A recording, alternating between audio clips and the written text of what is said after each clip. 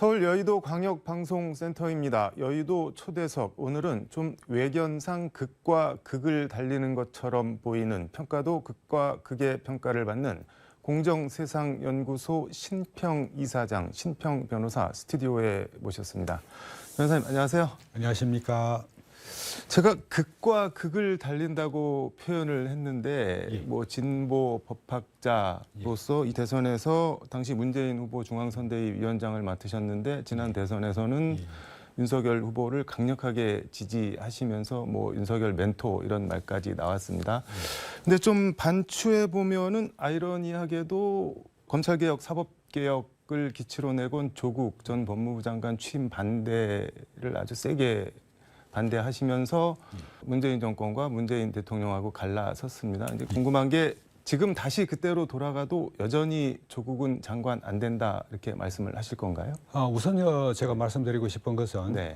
조국 전 장관이 추진한 검찰 개혁 또는 사법 개혁 그것은 진정한 것이 아니었습니다. 진정한 개혁이 아니다. 예, 그것은 임시 방편으로 네. 권력에 대한 수사를 막기 위해서 검찰의 권한을 빼앗아서 경찰에 준 것이었죠. 네. 그리고 문재인 정부 전체를 통틀어서 네. 사법 개혁에 대한 의지는 거의 없었습니다. 제가 지금 조국 전 장관에 대해서 가지는 느낌은 우선 제가 대단히 미안하고 또 조 교수 일가가 네. 지금 겪고 있는 엄청난 고통과 불행 여기에 대해서 전들 어찌 동정의 마음이 없겠습니까? 그런 점은 차치하고 네. 그나 조 교수가 내로남불의 그런 전형으로 꼽히다시피 했던 그런 점에 대한 과오는 좀 있지 않을까 싶어요. 네. 조 교수가 이런 잘못에 대해서 쌓은 업이 하나의 업보가 되어서 당신의 발목을 잡을 것이다. 제가 그런 네. 말을 과거에 한 적이 있습니다. 지금 뭐 내로남불, 업보 예. 이런 말씀들을 해주셨는데 예. 조국 전 장관 표현에 의하면은 본인 일가가 부인까지 포함을 해서 지금 거의 그렇죠. 멸문지화 수준의 수사와 기소를 당해서 재판을 받고 있는데 지금 뭐 공정세상연구소도 이제 설립해서 공정을 화두로 삼고 계시는데 이게 조국 전 장관 일가에 대한 수사 이게 공정한 건가요? 결과적으로 보면은 네. 조 교수가 결코 제가 또 아끼는 후배고 네. 이런 분이 지금 이 가족들을 포함해서 이렇게 밀문지화의 고통을 받는 것은 아무래도 좀 지나친 수사 그런 점이 있겠죠. 네. 그러나 말이죠. 이 권력자에 대한 수사는 일단 수사를 시작하면은 수사팀은 호랑이 등에 올려타는 격입니다. 네. 자기가 아니면은 수사를 받는 사람이 둘 중에 하나가 죽는 그런 게임과 같은 측면을 갖고 있습니다. 네. 그러다 보니까 과도하게 조 교수 일가의 비리를 캐내려고 했겠죠. 저는 수사팀의 어떤 특별한 악의가 작용했다기보다는 네. 그런 수사의 권력자에 대한 수사의 속성상 그렇게 될 수밖에 없었지 않았나 하는 그런 말씀 생각을 합니다. 듣다 보니까는 예. 검찰 입장에서는 살아남으려는 본능이 뭐 의지처럼 작용을 했다는 건데 그거를 그렇죠. 공정하다고 볼 수 있나요? 그러면 과잉 아닌가요? 명백하게? 글쎄요. 수사팀이 이제 특별한 악의는 갖고 있었다고 저는 생각하지 않습니다. 네. 악의는 없더라도 결과적으로 그렇죠. 봤을 때. 예. 지금 그러면 김건희 여사 수사 같은 경우는 일단 어떻게 보고 계신가요? 이제 민주당 쪽에서는 아니 소환 조사 한 번 안 하고 다 털어주는 거 아니냐 이렇게 주장을 하고 있는데. 저는 김건희 여사에 대한 비난이 네. 때로는 과도한 정치 공세라고 생각합니다. 우리가 우선 당장 생각을 해봅시다. 네. 김건희 여사의 잘못과 네. 전임 문재인 전 대통령의 부인인 김정숙 여사와의 잘못을 비교해 보면은 어느 쪽이 더 크다고 할 수 있을까? 어느 쪽이 더 큰가요? 제가 이제 이런 구체적인 예를 들어서 안 됐습니다만은 김정숙 여사가 대통령 전용기를 혼자 타고 와서 인도의 관광지를 여행하고 또 재벌 회장들을 청와대를 불러가지고 어떤 이 말씀을 하시고 대통령 부인이 재벌 회장들을 개인적으로 만나서 뭘 하시는지 그건 뭐 잘 모르겠습니다. 네. 이런 몇 가지만 그 대비해 본다 그러면 역시 김건희 여사의 그 잘못이 과연 이렇게 큰 그 정치 공세의 그 소재가 될 것이냐, 막 그렇게 저는 바라보고 있습니다. 일단 정치 공세라고 말씀을 하셨는데 어쨌든 소재 말씀하신 대로 소재 자체는 김건희 여사가 제공하는 측면이 있고 김건희 여사로부터 나오는 측면이 그렇죠. 어쨌든 있잖아요. 예. 그 중에는 범죄 혐의와 연관되는 부분도 있고 그래서 그런 취지에서 민주당에서는 김건희 특검법을 발의를 했는데 이 법학자로서 김건희 특검법에 대해서는 어떤 견해나 평가를 갖고 계십니까? 글쎄 어떤 그 범죄 혐의가 있는지 모르겠습니다만 네. 뭐 가령 뭐 저 학위 예를 논문에 들면 뭐 사문서 위조, 뭐 동행사 이런 거랑 그런 거. 저 학위 논문 그거 네. 아이고 그거는 뭐 그 사문서 위조 동행사 아닙니다. 사문서 위조라는 것은 네. 그 문서의 명의인을 그 모용했다는 것인데 네. 여기에 그 저 김건희 여사가 그런 인용에 있어서 저 부적절한 그러니까 논문 점을 자체보다는 했다든지. 예. 일종의 허위 이력, 경력에 근무하지 않은 걸 근무한 것처럼 이런 것들은 상대방 업무 방해하고 그런 거에 들어가는 거 아닌가요? 아 글쎄요, 그건 또 좀 다르게 볼 여지가 있을 겁니다. 네. 겸임 교수나 네. 이 시간 강사 그 어떤 그 이 이력서 낼 때 조금씩 다 거의 모든 그 강사나 겸임 교수들이 할 수 있으면 어느 정도 과장을 합니다. 이런 것이 그 과연 그 이 법적 그 제재를 받을 대상이냐. 네. 그 점에 가서 저는 제가 오랫동안 20년 교수 생활을 하면서 네. 과연 그럴까 하는 의문을 갖습니다. 그 8월 28일 일요일인데 광주에서 예. 올바른 사법 개혁의 주제로 강연을 하셨는데 그 예. 이틀 뒤에 페이스북에 소회를 올리신 거 보니까는 예.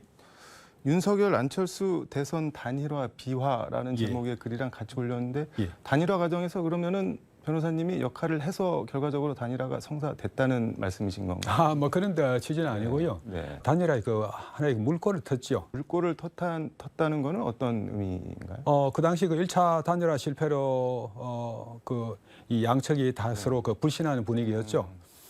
뭐 그래서 제가 윤석열 후보한테 네. 그 말씀을 한 몇십 분 동안 그 설득을 하고 해서 그 성당을 받아가지고 네. 그 합의를 이 단일화 합의를 다시 하기로 나서게 된 것이죠.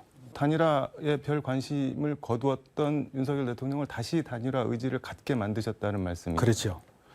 근데 뭐 그렇게까지 해서 윤석열을 대통령으로 만들어야 했던 뭐 이유나 명분 뭐가 있는 건가요? 제가 볼 때는 네. 이 문재인 정부를 움직인 운동권 세력이 이번에는 이제 퇴조를 해야 된다. 그렇게 해야 우리 한국의 미래의 문이 열린다는 생각으로 어떻든 윤석열 후보가 이번에 당선되는 것이 바람직하다. 막 그렇게 판단을 한 것이죠. 그러면은 윤석열에 대한 지지가 아니라 문재인 정권 주류 세력에 대한 반지지, 반대 이런 차원이 더 강했던 건가요? 뭐 그렇게는 말하기는 어렵고요. 제가 윤석열 후보하고 여러 차례 또 만나고 하면서 사람이 대단히 진실하고 또 남에 대한 공감 능력 같은 게 뛰어난 사람임을 제가 봤습니다. 아니 어떤 이런 선한 인품을 가진 사람이 또 참을 줄 아는 사람이 대통령이 되어야 되겠다. 그렇게 판단한 것이죠. 뭐 공감 능력이나 뭐 예. 선하다라고 예. 표현을 하셨는데 뭐 가령 사례를 든다면 어떤 걸 보고 그런 인상을 받으셨습니까? 그거는 윤석열 대통령하고 네. 잠깐 어떤 사적인 그런 관계만 가져도 그것을 바로 아실 수가 있을 것입니다. 거기에다가 저는 윤석열 후보의 필체 네. 거기에 관해서 어떤 전문가의 어떤 평하는 것을 본 적이 있는데 네. 제가 느낀 것하고 똑같은 평을 하는 것을 본 적이 있습니다. 필체에 대해서 뭐라고 평을 하던가요? 역시 그런 선하다는 그런 말은 안 하는데 타인에 대한 배려와 공감 능력이 탁월하다. 또 기다릴 줄 아는 사람이다. 또 인격적으로 나무랄 데 없는 사람이다. 그런 필체 분석은 하는 것을 봤습니다. 그게 필체에서도 그런 게 느껴지는. 필체 분석은 대단히 과학적이죠. 근데 동서를 막론하고 오랜 세월에 걸쳐서 하나의 그 어떤 이거 이론으로 정립되어 왔다고 할 수 있죠. 네.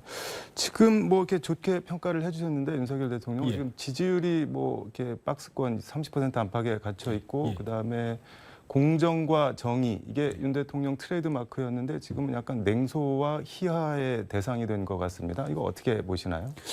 지지율이 지금 그 좋지 않죠. 네. 뭐 그런 점에서 조금 좀 유감스럽습니다만은 그러나 이 여당이 네. 내분 상태에 있을 때는 그 대통령에 대한 지지가 좋게 나올 리가 없는 것이죠.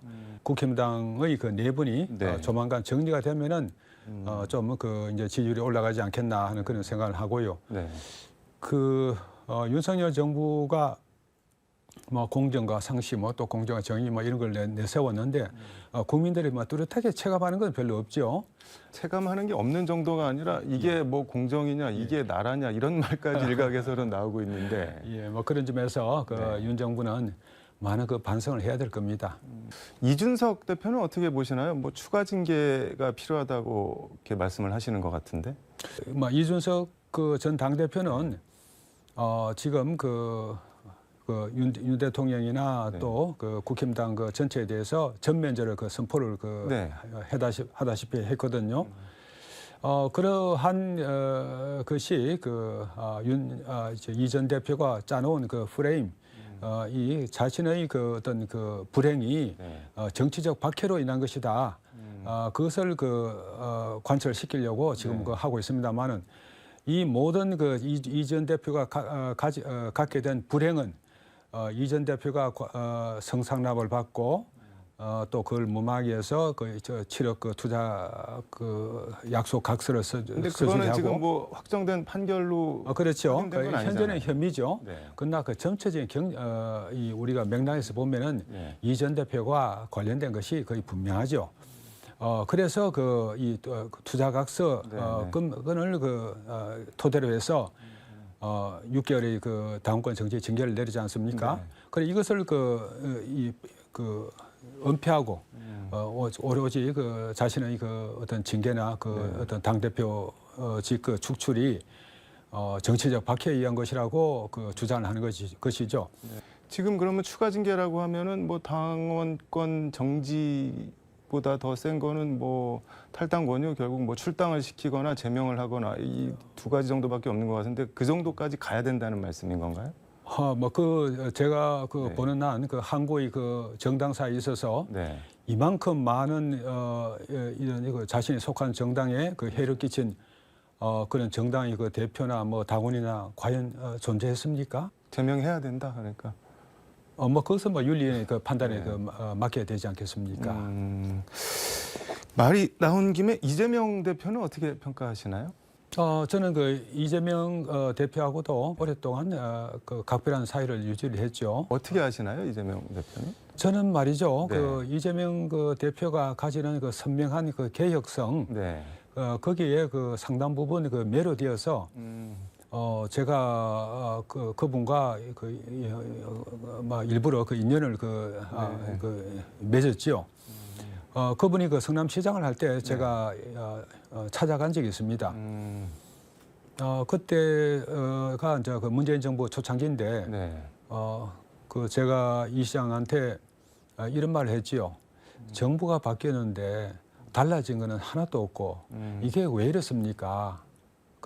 제 말을 받아서 이 시장이 바로 대답을 하기를 진보건 개혁이건 진보건 보수건 다 네. 똑같은 놈들이죠. 그 놈들이 번갈아 가면서 자기 기득권 이익을 챙겨온 것 아니겠습니까? 그 말을 이 선연하게 표현을 하시면서 네. 바로 그 자리에서 말씀하시는 거 보고 이 대표가 갖고 있는 이 확실한 개혁성을 읽으면서 저는 이 대표를 네. 많이 지지를 하게 됐지요. 지금도 마찬가지신가요? 지금은 제가 그 후에 윤석열 후보를 지지를 하면서 이 후보의 곁을 떠난 셈이 됐죠. 그때 이후로 제가 이 대표에 대해서 항상 미안하고 또 안타까운 그런 마음을 항상 갖고 있습니다. 지금은 뭐 평가가 중립 유보 이 정도이신 것 같네요. 이재명 대표에 대해서는. 그래 뭐 그 과연 그 이 대표가 저 사법 리스크를 다 뚫고 나올 수 있을까? 막 그런 걱정이 들고 뭐 그렇습니다. 지금 아까 조국 전 장관 수사 얘기할 때 검찰이 호랑이 등에 올라탄 이상 끝장을 볼 수밖에 없다고 말씀을 하셨는데 이재명 대표 뭐 소환 이런 것도 다 마찬가지 아닌가요? 이제 검찰이나 이재명 대표 양쪽 어느 한쪽은 부러져야 끝나는 거 아닌가요? 그러면은 그래서 말입니다. 윤석열 대통령한테 혹시 한 말씀 드릴 게 있다면 뭐가 있을까요?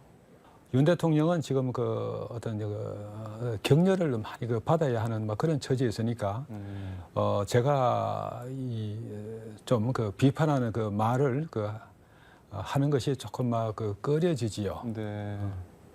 알겠습니다. 이 정도 듣도록 하겠습니다. 오늘 말씀 고맙습니다. 네, 수고하셨습니다. 네. 네, 지금까지 서울광역방송센터에서 신평 변호사와 함께 전해드렸습니다.